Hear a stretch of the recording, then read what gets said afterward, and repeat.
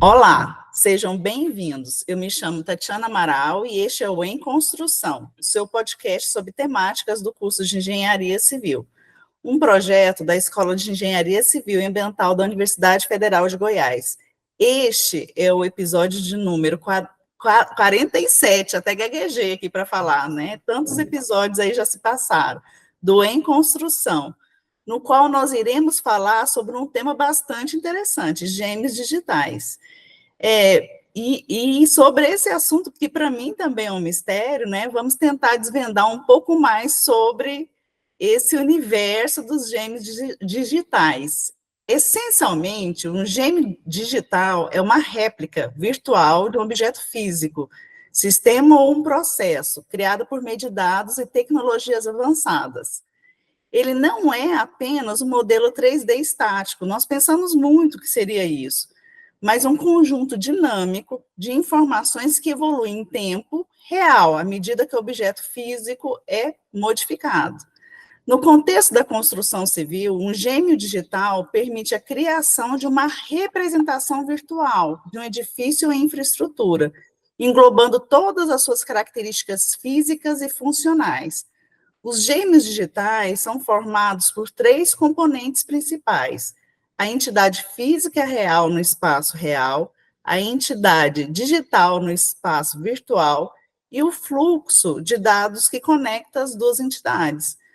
Mas, na prática, como isso se traduz na construção civil? Quais são os desafios e as oportunidades que os gêmeos digitais trazem para os engenheiros, arquitetos, gestores de projetos e todos os envolvidos na construção civil? Para falar sobre esse assunto, está presente hoje conosco o professor doutor Fabiano Correia, que é professor do Departamento da Engenharia de Construção Civil da Escola Politécnica da Universidade de São Paulo, USP, desde 2011. Ele é formado como engenheiro mecatrônico, mestre e doutor também pela Poli-USP. Foi professor visitante da University of Alberta no segundo semestre de 2019, junto ao grupo de pesquisa em construção modular, coordenado pelo professor Mohamed Al-Hussein.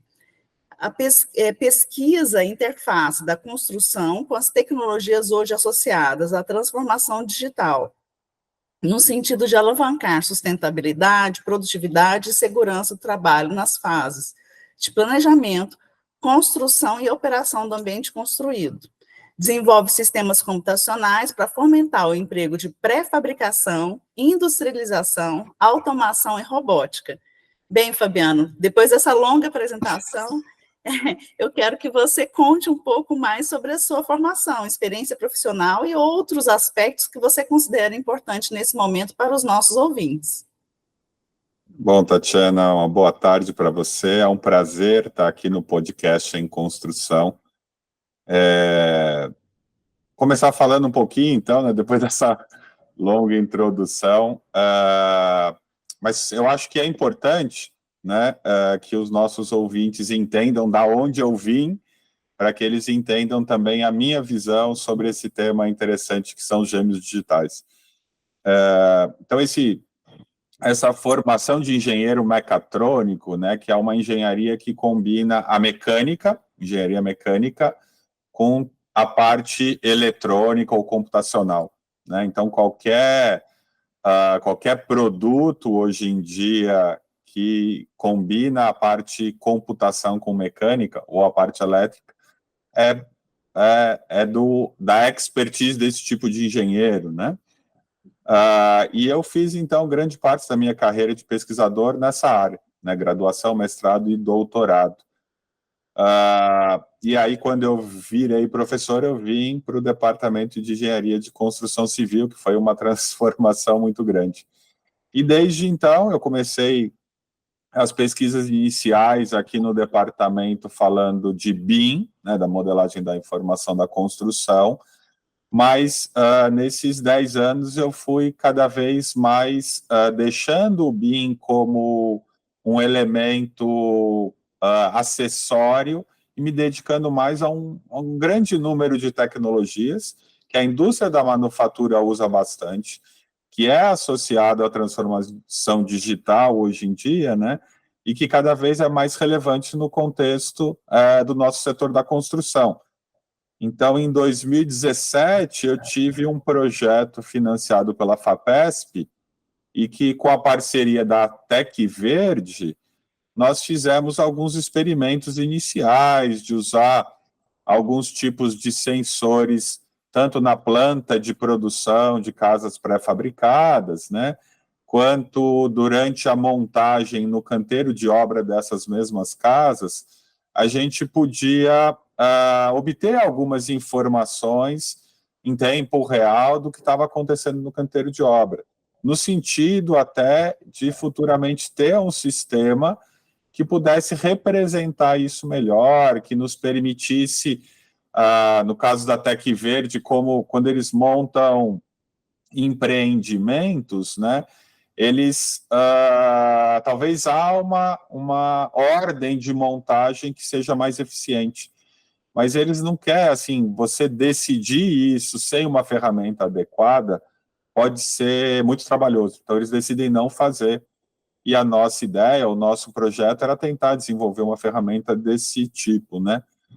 E após esse trabalho com a Tec Verde, veio esse meu estágio no Canadá, onde, além de estar junto à Universidade de Alberta, eu também interagi com o pessoal da Aquibuild, que é uma empresa canadense que também faz casas pré-fabricadas. E aí, na época da pandemia, logo depois que eu voltei para o Brasil, eu também participei do Construa Brasil, em alguns experimentos pilotos, e aí em canteiros de obras de construções convencionais, né? E aí fizemos tudo uma continuação, né? A gente adotando sistemas de monitoramento automático diferente e criando sistemas computacionais que pudessem representar, que pudessem simular, que pudessem ser uma ferramenta para ajudar os gestores, né, da produção ou da segurança do trabalho a tomar decisões assim baseadas em dados, né? Então, em última instância, acho que as pesquisas que eu tenho feito, elas todas estão apontando para o que hoje a gente chama de gêmeo digital, mas que até quando eu comecei, a gente não usava essa terminologia. Ótimo. Então vamos começar por aí, né? Eu falei Tá bom. anteriormente, fiz uma contextualização aí sobre gêmeos digitais, mas eu gostaria que você falasse um pouco mais sobre isso, sobre essas definições iniciais, o que seria de fato um gêmeo digital, como que ele pode ser utilizado na construção civil. Tá bom. Assim, a gente tem várias definições, né, de gêmeo digital. Acho que você colocou uma que é assim, é muito boa também. Eu não sei se existe uma definitiva, tá? Eu acho que eu gostaria de partir da que você utilizou e a gente realçar os pontos que realmente importam, né? Porque elas geralmente são muito parecidas e a gente acaba discordando, acho, efetivamente dos detalhes, né? Eu acho que antes da gente dar uma definição formal, eu acho legal contar uma historinha ou um exemplo. Acho que várias pessoas usam o caso da Apollo, né, da NASA, como ideia de gêmeo digital. Mas vamos, assim, na verdade, consertar essa história e vamos chamar só de gêmeo, tá? Eu acho que é mais apropriado essa ideia. Então, se as pessoas entenderem o que é o gêmeo, para que serve um gêmeo, depois elas entendem que a NASA usou um gêmeo que era mais físico e que hoje em dia a gente está atrás desse gêmeo digital no sentido até de economizar recurso, né? Construir coisas físicas são muito mais custosas e os computadores hoje em dia estão avançados que eles podem substituir, né? Então, essa ideia de ter um gêmeo, realmente, ele é super antigo, né? Acho que o ser humano cria muitas maquetes e modelos físicos para ter uma ideia de como o produto final vai funcionar. No caso da NASA é essencial, porque eles gastam milhões, bilhões de dólares para desenvolver algumas sondas ou aeronaves que depois eles mandam para o espaço e eles não têm eles não conseguem, né, assim, se eles não tiverem um sistema de telemetria para mandar informações em tempo real do que está acontecendo com aquela nave, né, e das situações que até são quase que imprevisíveis do que pode acontecer com ela, se eles não têm uma outra física aqui para fazer experimentos e, nesse sentido, ajudar eles a tomar a decisão de como tirar a nave real de alguma situação de problema lá no espaço, né? Então fica muito difícil realmente operar ou saber tudo que pode acontecer de início, que não precisa mais da intervenção dos engenheiros. Então, no programa Apollo, eles tinham, tanto para treinar os astronautas antes da missão, quanto depois que a missão começou, para entender, acontecia um problema lá, eles pegavam a telemetria, transformavam o modelo físico que estava aqui o mais perto possível dos problemas encontrados na nave real, e aí vinha os montes de engenheiro e testava nesse gêmeo físico soluções alternativas. E a partir do momento que eles encontravam uma resposta, eles mandavam para os engenheiros, para os astronautas lá na nave, olha, faz isso, isso e aquilo, acho que é a melhor solução. E dessa forma eles conseguiram, né, em verdade, trazer os 3 astronautas, quando teve um acidente, explodiu lá um tanque, acho que de combustível, de oxigênio, alguma coisa assim, e eles conseguiram guiar os astronautas na solução, porque eles tinham um gêmeo físico, né? Então, acho que é isso que é importante, é uma ferramenta de experimentação, né? Agora, ter essa ferramenta de experimentação física, ela é custosa. Imagine se eu precisasse construir um edifício ou uma ponte em tamanho real para ficar testando nela e aí depois aplicar naquela que realmente enfrenta o tráfego, etc., ou tem que resistir ao terremoto, aos ventos, né? Então, aí vem a parte do digital. Tá bom, como é que eu crio uma ferramenta dessa, só que no computador? E aí, então, entendendo essa ideia ou essa necessidade, é importante realçar que essa clonagem, a parte mais importante é o comportamento, né? Até o comportamento dinâmico, vamos dizer assim, daquele elemento que você está clonando. Então, seja o edifício, seja a ponte, seja uma cidade inteira, ou até mesmo o canteiro de obra, né? Que existem trabalhos de você fazer uma clonagem do canteiro de obras e ser uma ferramenta de gestão baseada em dados ou de microgestão baseada em dados. Mas levando esses pontos em consideração, assim, eu concordo totalmente com a definição de vocês, né? Então, a gente tem 3 elementos mesmo, né? Existe algo físico, existe uma representação ou um modelo digital dele, que vai para além do que é a geometria, né? Do que é essa geometria detalhada. O que mais importa é essa representação de como esse seu objeto evolui ao longo do tempo, sujeito às ações das coisas que acontecem com ele no mundo real. E eu sei o que acontece no mundo real porque eu tenho alguns instrumentos, alguns sensores, e esses sensores mandam dados continuamente para mim, e eu estou continuamente transformando, né, vai mudando de estágio o meu objeto digital. Então, ele guarda uma semelhança em termos de comportamento que eu posso usar para ensaiar alternativas, né?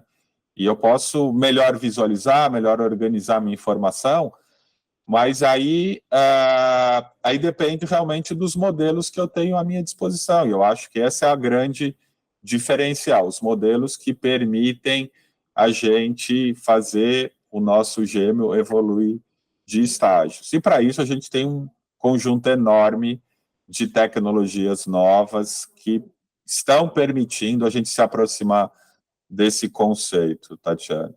Não sei se eu cheguei numa definição, uma explicação que ajuda aí. Não, tá, está ótimo. Já que você falou sobre tecnologia, nós podemos avançar um pouco nesse sentido, né? Quais são as tecnologias que estão sendo utilizadas para a geração de um gêmeo digital? Tá, então, assim, eu acho que várias das tecnologias, ou do que a gente chama de pilares da indústria 4.0 ou da transformação digital, em realidade fazem parte do gêmeo digital. A primeira parte importante é esse contato, né, ou esse vínculo bidirecional entre o elemento real, o elemento físico e o digital, né?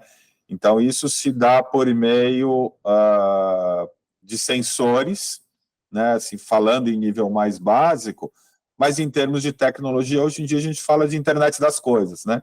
Então, a internet das coisas é um sistema onde dentro desse sistema eu tenho um conjunto de sensores associados a um conjunto de dispositivos e nós temos formas desses dispositivos conversarem. Obviamente, entra outra tecnologia para além, né? Então, vamos chamar de internet das coisas esse grande pacote que envolve toda a parte de sensor ou redes de sensores sem fio, né? Então, tem muitas outras tecnologias que a gente pode colocar dentro desse grande pacote e chamar de internet das coisas, né? A gente tem a computação em nuvem, né, que ela permite receber esses dados do mundo real, armazenar ou direcionar esse fluxo de dados para algumas outras aplicações, sem que isso esteja nos nossos computadores físicos, no nosso escritório, nas nossas universidades, e que eles podem estar espalhados mundo afora, e que agora eles são serviços na nuvem. Então, isso tira um grande custo, né, de uma infraestrutura que ela pode ficar obsoleta muito rápido. Então, ter à disposição, né, poder pagar, às vezes, dezenas de reais só por mês para ter uma infraestrutura dessas, né, que está praticamente 24 horas disponível para nós, é essencial, né? Então, acho que essa é a segunda tecnologia importante.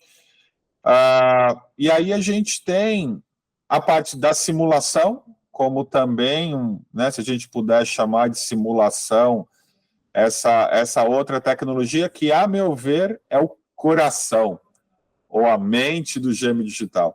É a parte mais importante, é onde eu acredito que os pesquisadores deveriam se dedicar, né?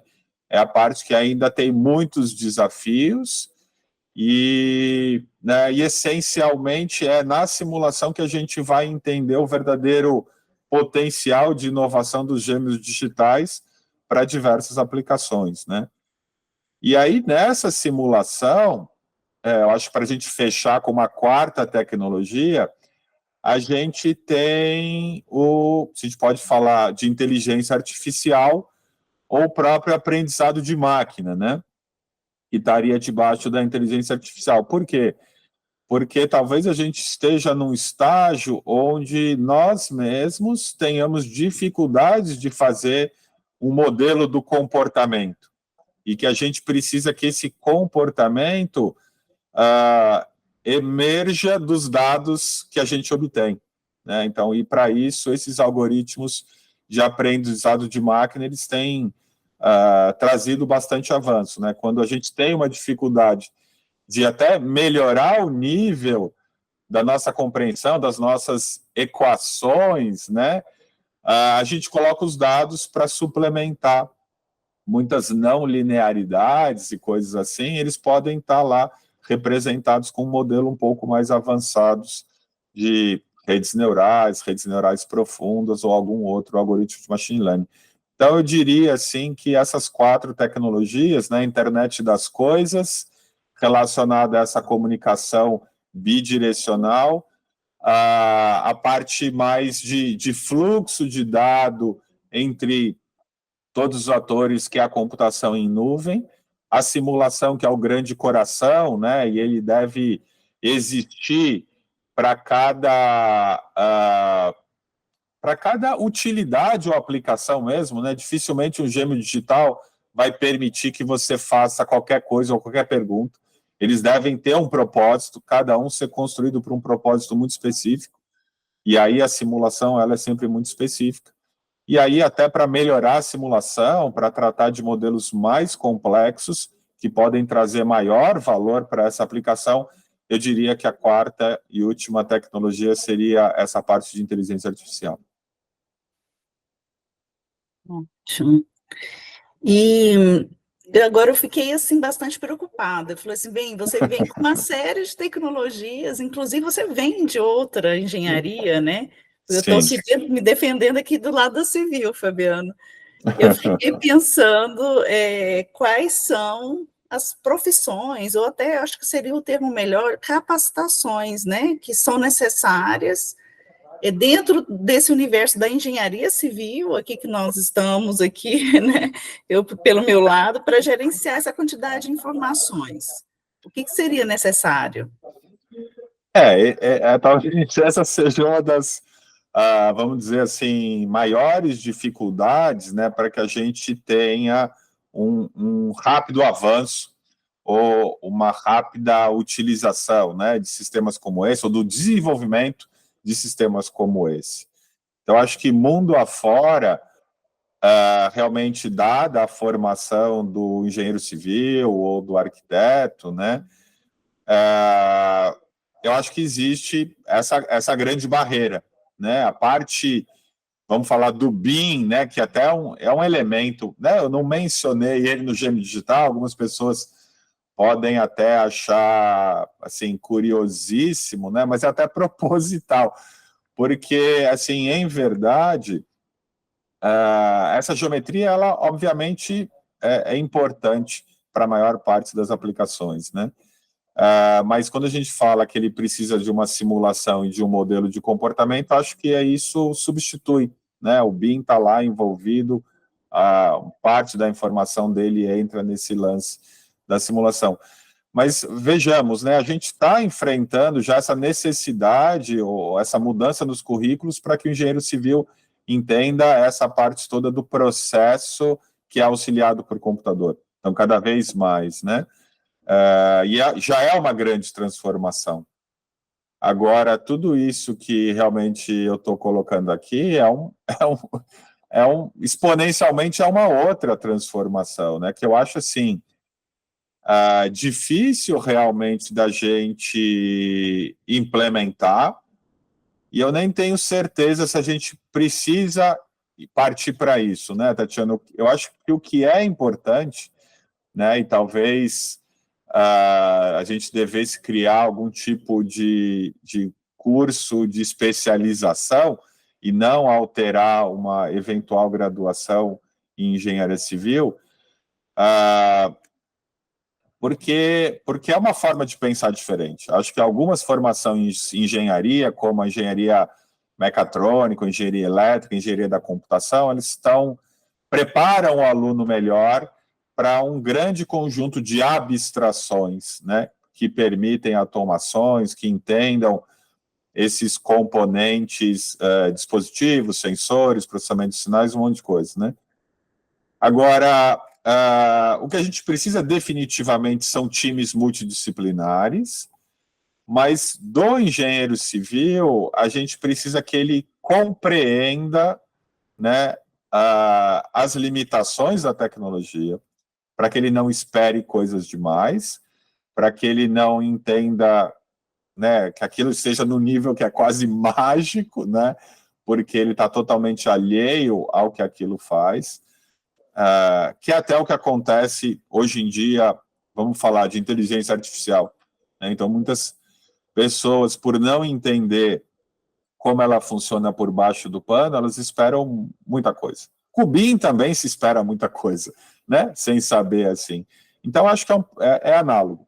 Só que eu acho que é tanta coisa que a gente deveria compactar num curso de menor duração e tentar, o sentido é capacitar para que haja uma compreensão num nível tal que ele consiga especificar, consiga entender até onde a tecnologia pode ajudar no problema dele em questão, e entender essa limitação para que ele não seja enganado para quem está vendendo o serviço, para quem está dando a consultoria, né? Eu acho que ele precisa conseguir transitar nessas novas tecnologias, né? Então, um curso de especialização ou mesmo uma pós-graduação estrito sensu, nesse sentido, talvez seja necessário.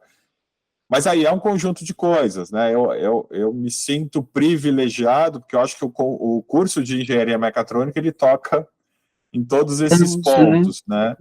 É um curso que até avança, né? Quando a gente fala de gêmeo digital, o gêmeo digital, ele não necessita de uma atuação física direta, né? Naquele nosso objeto. Quando a gente tem essa atuação física e direta, como, por exemplo, eu poderia ter uma grua, que ela tem todo um sistema de controle dela movido por um gêmeo digital. Mas se eu tenho alguma coisa efetivamente controlando a grua a partir desse programa de computador, a gente tem o que é chamado de sistema cyberfísico, né? Que é uma outra tecnologia que o pessoal começou a conversar na civil, mas depois perdeu interesse, porque hoje em dia todo mundo só fala de gêmeo digital, né? Mas o gêmeo digital é esse núcleo, é o núcleo computacional. Quando esse núcleo computacional comanda alguma coisa física, a gente teria o sistema cyberfísico, né?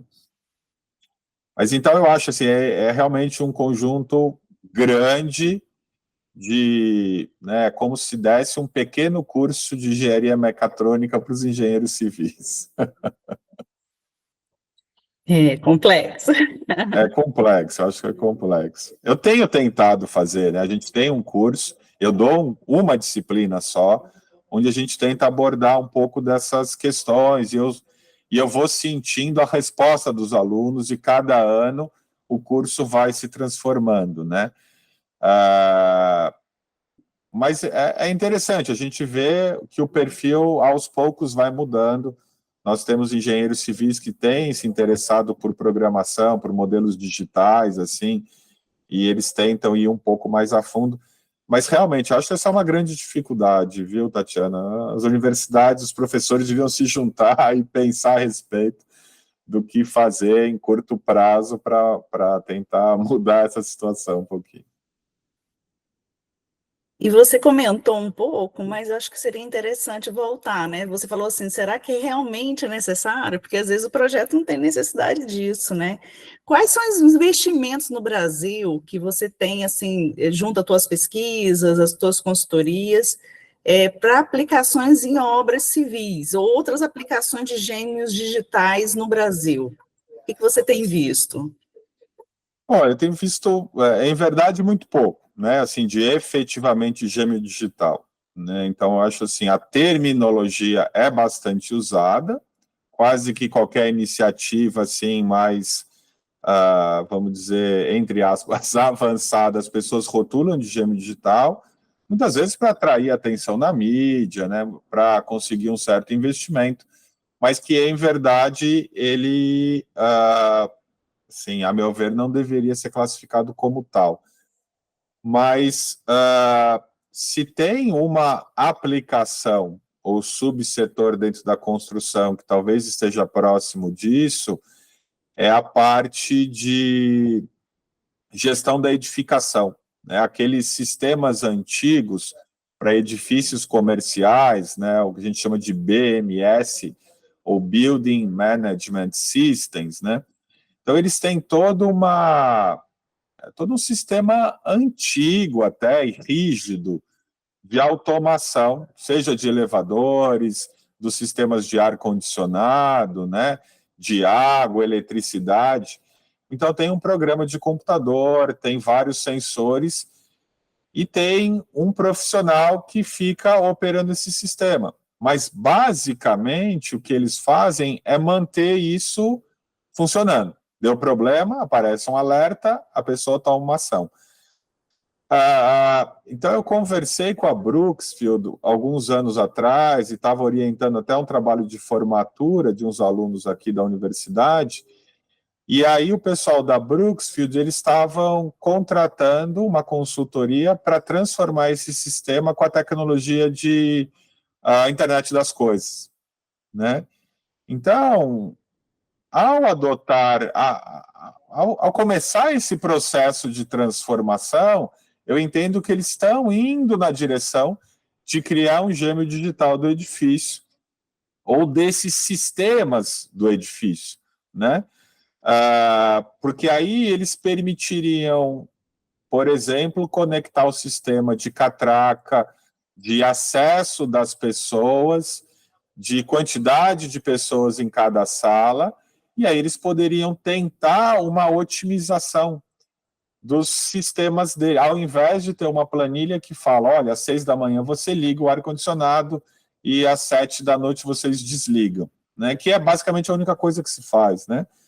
Agora, você ter um profissional capacitado à frente de um sistema como esses, onde o objetivo dele não é só ver se está tudo funcionando, né? Como se apagasse o fogo. Quando dá errado alguma coisa, ele entra em ação, mas você ter alguém que entende, né, como os sistemas são modelados, ele usa a ferramenta para melhorar cada vez mais a operação, né, trazer mais conforto, trazer economia financeira na operação desse edifício. Então, ele tem acesso a um monte de informação, planeja um monte de cenário e escolhe a melhor atuação em cada dia, em cada instante, né? Até o momento que o próprio sistema poderia se autocontrolar, né? Então, eu acho que esse é um dos locais onde a gente talvez deva ver os primeiros gêmeos digitais efetivamente, né? Outra comunidade que também está muito próximo, né, são os pesquisadores, os profissionais que ajudam, que trabalham com esses sistemas de monitoramento da integridade estrutural, né, então que trabalham com pontes e tudo mais. Por mais que os sistemas deles não sejam de aquisição contínua de dados, né, e contínua até, a gente fala de hora em hora, né, ou de dia a dia, em algumas situações ele poderia dar de 10 em 10 minutos, de 1 em 1 minuto, realmente depende muito da aplicação, né? Então, eu entendo que eles têm várias expertise na parte de sensoriamento, interpretação dos sinais, dos modelos, né? Eles só precisam começar a enxergar que talvez eles possam gerenciar melhor e até um conjunto maior de pontes, né? Pense numa Vale, né? Que tem um monte aí de ativos, as rodovias brasileiras, né? Etc. Se você pudesse ter um sistema que representa elas adequadamente, que monitore o fluxo, né? A carga, o excesso de carga ou não, e ter até uma capacidade preditiva, né? Já que a gente não consegue, a gente tem que escolher o que dá manutenção e quando, a gente poder fazer isso de uma maneira baseada nos dados, né? De como aquilo está sendo evoluído, quem precisa de atenção primeiro, ao invés da gente escolher, olha, a cada 10 anos a gente vai lá e faz uma manutenção, ou a cada 10 anos a gente vai lá e inspeciona para ver se está tudo em ordem, né? Não é melhor ver que, olha, tem alguma coisa errada, ela não está funcionando segundo as condições do projeto, vamos atuar instantaneamente para não reduzir a vida útil dela, né? Então, assim, eu acho que essa pode ser também uma das aplicações, né? Agora, realmente, assim, as outras, por mais que eu ache super interessante, eu mesmo tenho trabalhado bastante no sentido de ter um gêmeo digital do canteiro de obra, né, seja para montagem de elementos pré-fabricados, que é onde eu tenho mais experiência, mas também até para as atividades que são mais manuais, que é o grosso, né, que a gente observa. Por que isso? Né? Porque talvez o custo de um sistema desses possa cair ao longo dos anos, né? E em termos de pesquisa, a gente é o momento, né? Acho que da gente ver se eu tenho essas informações, como eu posso combinar num sistema de gestão da produção ou num sistema de gestão da segurança do trabalho e até numa abordagem mais lean, né, que tenta reparar onde estão as perdas, onde eu estou só movimentando e não estou agregando valor, e como isso pode, no planejamento até do dia a dia, né, naquele dia em menor prazo, e em termos computacionais do micromanagement, né? Claro que a pessoa que faz, que atua, ela não vai atuar nesse micro, mas que o computador atua nesse micro e vê as possibilidades. E aí ele permite as tomadas de ação, que aí elas acontecem realmente numa frequência diferente, né? Mas ajustar tudo isso, né, a parte que o computador faz a força bruta e o retorno que o gestor da produção tem, então o que a gente está fornecendo é uma quantidade de informação maior, informação essa estruturada, que identifica os gargalos ou as situações que merecem ser tratadas e qual que é o tempo para ser tratado. E, eventualmente, depois de simular vários cenários, algumas alternativas. Olha, considere isso, considere aquilo, e aí vem o ser humano efetivamente, e com todo esse apoio, né? A gente não está com esse sistema tirando ninguém da jogada, né? A gente só está dando um apoio para que sejam feitas melhores decisões num menor prazo possível, né? Agora, se o custo de se colocar isso para funcionar ou de se desenvolver isso faz sentido para a construção hoje em dia, esses já são os outros 500, né? Eu acho que ainda tem muita gente que duvide que um sistema desses pode trazer benefício, mas em termos assim, de pesquisa é uma coisa que eu tenho dedicado bastante tempo, para falar a verdade. Estava pensando na hora que você comentou do trabalho, até vou citar aqui o trabalho do Beda, né, Barcoquebas. Sim, sim. E ele trabalha exatamente em cima dessas informações que são registradas em nível computacional, vamos dizer assim, e utiliza análise multivariada de dados para identificar as perdas de produção. Sim. Então, movimentos improdutivos, né, ou que não estariam previstos dentro do que se espera daquele trabalhador. E é um trabalho muito interessante, né, até orientado do professor Mohamed, né, da Universidade. Estávamos lá juntos, né, assim, esse segundo semestre de 2019, eu fiquei muito com o Beda, a gente trocou muita informação enquanto ele estava finalizando o doutorado dele, né, esses trabalhos com a Aquibuild fizemos juntos. Então, sem dúvida, o trabalho do Beda é um trabalho bem alinhado aí com essas ideias todas, né?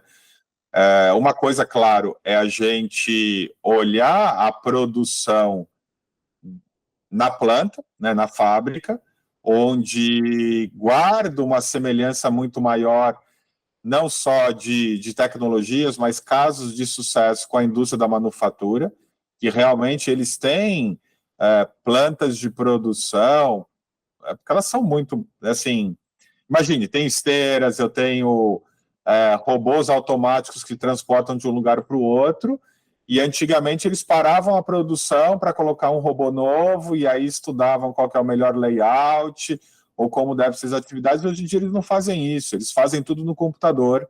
A simulação dessa parte de máquina funciona muito melhor do que você tentar simular o comportamento humano, obviamente.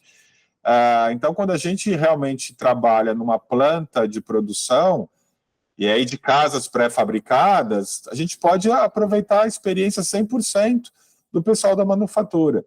Quando a gente vai para campo e quando as atividades são manuais, realmente a gente não tem muito em quem se inspirar, porque aí é muito mais desafiador. Mas eu acho que mesmo nesse ponto, né, eu trabalhei muito no meu doutorado com robôs móveis autônomos, né? Então, é só pensar esses veículos que hoje em dia o pessoal faz experimento dele andar sozinho na cidade, né? Então, assim, esses sistemas, eles precisam ser super robustos, porque eles estão lidando com um monte de coisa que eles lidam com pessoas que atravessam a rua, que estão comandando os outros carros. Então, eu acho que até existe um arcabouço bom, teórico, para criar esses modelos. Só que é isso, a gente ainda não chegou no ponto onde a gente tenha sensor suficiente no canteiro de obra, dado suficiente, né? E tenha efetivamente realizado vários experimentos, né? Então, os experimentos que a gente consegue realizar, assim, na velocidade que a gente consegue realizar, ainda é muito devagar, né? Mas, de qualquer forma, acho que eu tenho feito coisas até em parceria com a Federal da Bahia, o grupo da Dayana, né? Eles também têm vários experimentos desses.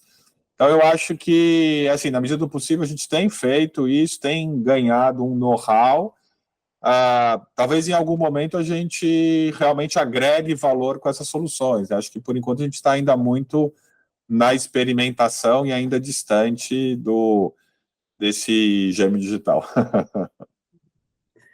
Já que você comentou sobre isso, me fala um pouco sobre suas pesquisas ou outras pesquisas que você gostaria de destacar. Você citou a professora Dayana, né, que coordena lá o grupo de pesquisa, que trabalha muito em cima dessa linha, né, da Universidade Federal da Bahia, né? Me fala um pouco sobre as suas pesquisas, o que que existe em andamento aí que você gostaria de destacar. Tá. Então, acho que assim, a última talvez pesquisa maior que eu realizei por aqui, né? Eu até brinco com a Dayana que eu não tenho um exército de alunos como ela tem lá, né? Então, aqui a maior parte do público que nos procura, eles são profissionais do mercado, então eles não são dedicação exclusiva, e eles acabam, de certa forma, eu me sinto obrigado a abrir demais o leque das pesquisas que eu realizo, né? Então, esporadicamente, eu tomo a frente de algumas linhas de pesquisa, né? Foi isso que aconteceu nesse projeto de 2017, né, que foi financiado pela FAPES, foi um dos primeiros a discutir esse tipo de sistema, né, que eu até chamei de integração entre Internet das Coisas e BIM, né.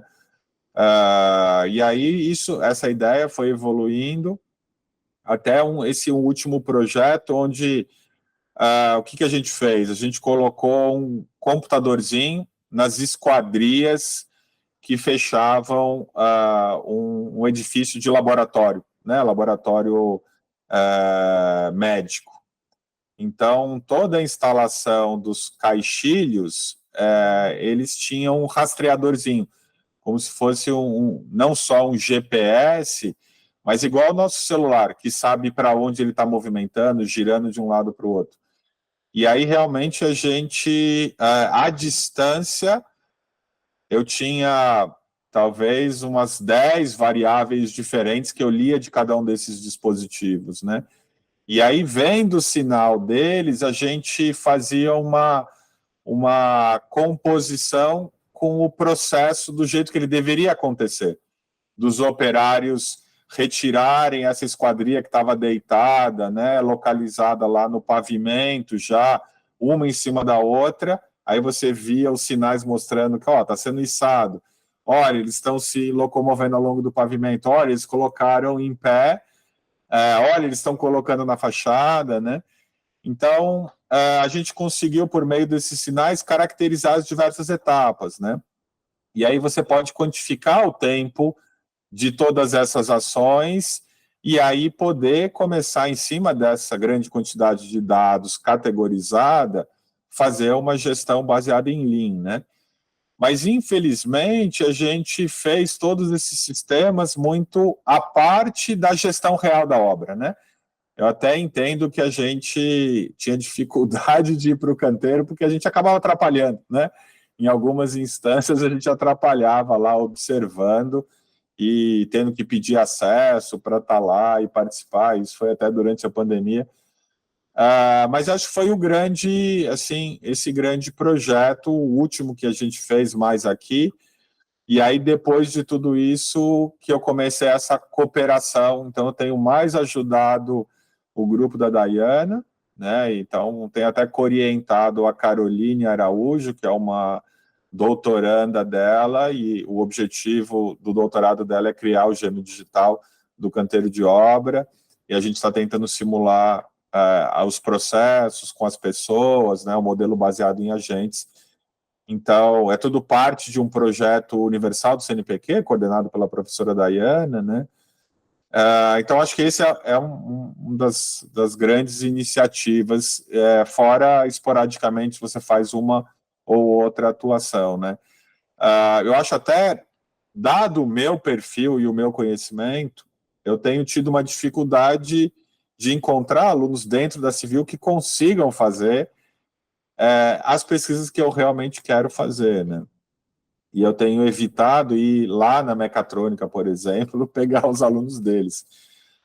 Então, acho que esse é um pouco da minha dificuldade aqui. Muitas vezes eu tenho que assumir a frente, eu conduzo as coisas, mas aí essa é a questão de tempo, né? Acho que você sabe como são essas coisas, a gente não consegue ser todos os jogadores de um time de futebol, né? Então, mas é mais ou menos isso que eu tenho feito. Então, a gente está indo atrás desse gêmeo digital, buscando realmente implantar, e a gente tem um bom direcionamento, né? Eu acho que até abrir o leque para mais coisas que a gente tem que aprender e integrar, ou seja, dificultou mais ainda a nossa vida, mas cada vez mais fica claro o que a gente precisa fazer, né? Então precisa só de gente e tempo agora, Tatiana.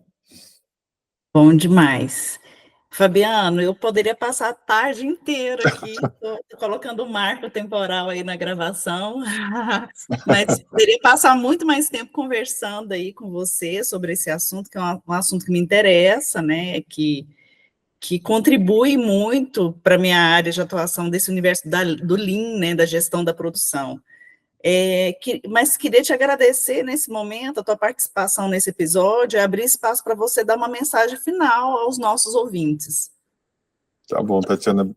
Bom, eu de novo agradeço aí estar participando, eu acho a iniciativa de vocês excelente. Esse tema realmente tem interessado muito as pessoas, né? Então, o que eu tenho para dizer para os ouvintes é que acho assim, não só eu, mas acho que existem vários grupos de pesquisa aí, vários docentes que têm se interessado por isso e têm feito coisas muito interessantes. Então, assim, eu acho que se você é um profissional interessado em fazer isso, ou mesmo um aluno na graduação, olha, nos procurem. Eu acho que são coisas muito bacanas que vão ajudar muito. Acho que só participar de um projeto como esse abre a cabeça do engenheiro civil de tal forma que ele vai se aproximar do perfil que logo, logo, se não agora, está sendo necessário na construção civil brasileira, né? Então, eu acho que o momento é esse, de se associar a essas pessoas que estão promovendo essa grande transformação, que, assim, acho que só de passar um tempo ouvindo e tentando trabalhar, acho que já pode dar um grande impulso profissional, né? E se aproximar, abrir startups, né? A gente vê várias construtechs. Então, assim, o que a gente precisa mesmo é fomentar por meio, né, dos nossos ouvintes aí, dos profissionais da construção, esse vínculo entre indústria, universidade, startup e empreendedorismo, né? Então, é isso, as portas estão abertas aí para o pessoal nos contatar. Ótimo. Esse episódio, ele tem patrocínio do Fundo ABC, e para quem tiver interesse em saber um pouco mais sobre as inovações da construção civil, eu convido vocês a ouvirem o 45º episódio com o professor Rafael Sachs, que ele discute sobre Building Information Modeling, Driving the Digitalization of the Construction Sector. Mais uma vez, obrigada pela participação. E você que nos ouviu até o momento, nos siga nas nossas redes sociais, a principal é o @emconstrução.ufg, e nos vemos nos próximos episódios. Muito obrigada e até a próxima. Em Construção, o seu podcast número 1 em engenharia civil.